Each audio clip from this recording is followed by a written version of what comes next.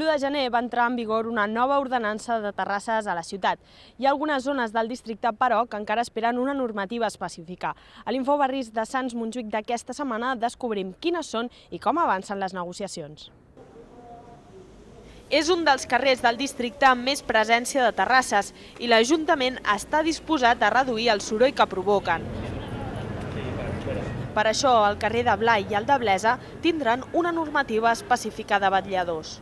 Com a veïns, que és la part que ens pertoca, que sigui un lloc singular ja és positiu, que hi hagin reduït o que s'aspiri a reduir el nombre de terrasses i l'ús de l'espai públic també és positiu, i el que estan demanant els veïns és que hi hagi un pla d'usos. Però les negociacions entre el districte, els veïns i els restauradors encara continuen obertes. Els objectius principals són no incrementar segons quines activitats i segons quins usos, en uns espais que estan molt ja saturats d'activitat.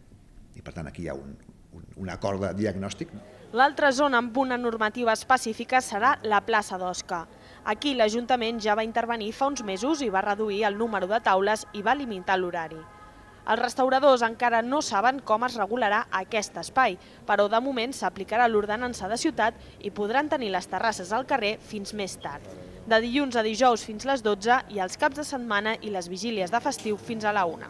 La demanda que ens queda, un cop aconseguit l'horari, seria la ubicació. Nosaltres preferiríem que estiguéssim més a prop dels locals. També perquè hi ha molta confusió, estan molt juntes, la gent no sap on s'asseu, també perquè per servir i recollir tot això és pitjor.